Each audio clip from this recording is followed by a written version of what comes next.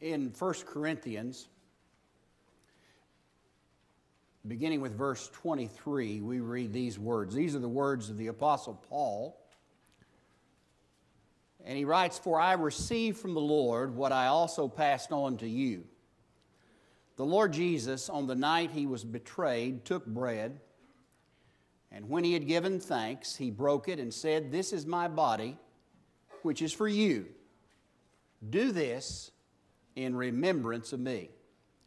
In the same way, after supper, he took the cup, saying, 'The cup is the new covenant in my blood. Do this whenever you drink it in remembrance of me. For whenever you eat this bread and drink this cup, you proclaim the Lord's death until he comes.'" There are two words, I think, that we typically associate with the Lord's Supper.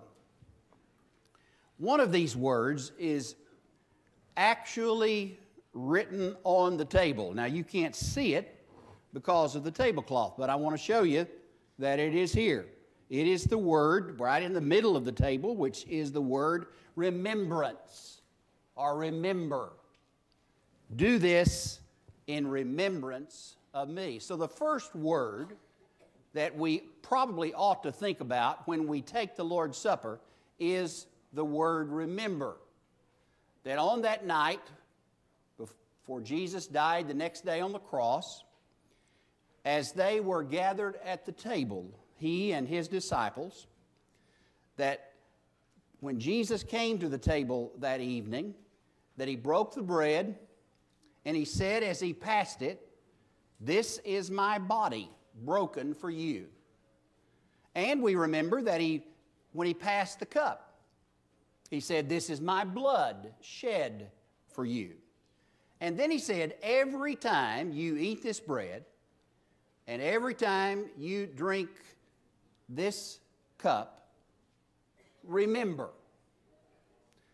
The gift of memory has probably come to be more appreciated in recent years as we have become more and more aware of various age-related ailments that can potentially rob people of their memory.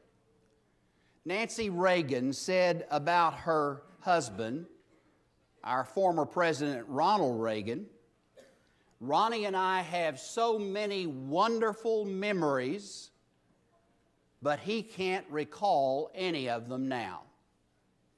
This was after that he had been diagnosed with a terrible, terrible disease, Alzheimer's, that had robbed him of his memories. So this gift of memory is a wonderful gift.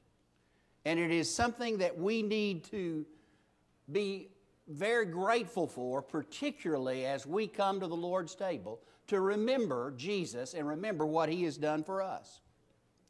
Now, there's another word that I associate with the Lord's Supper, and that is the word welcome.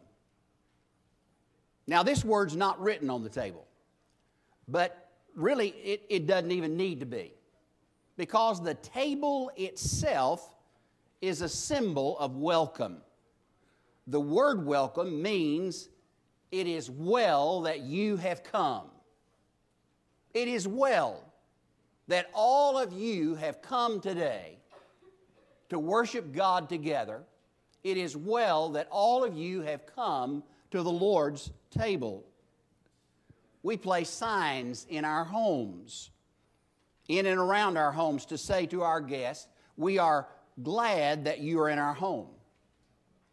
In the Middle Eastern customs of the time of Jesus, there was nothing that spoke more clearly the word welcome than a table with food on it and you having a place at the table. That was the highest way of saying welcome to my home. The table says you are welcome here. No matter the color of your skin, no matter the language you speak, the kind of home in which you live, the country from which you've come, the amount of money that you may or may not have, You are welcome at this table.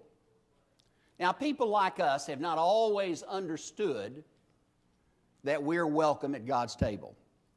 In the Old Testament, people mostly believe that they were so separated from God that they must not even look directly at God. They must not even speak His name. Yet, in the very first book of the Old Testament, there is a wonderful story that gives us a glimpse of what it was, the way it was meant to be, but would only become when Jesus came to this world. In chapter 18 of Genesis, there is an amazing story in which Abraham prepares a meal for 3 visitors, for 3 guests to his home.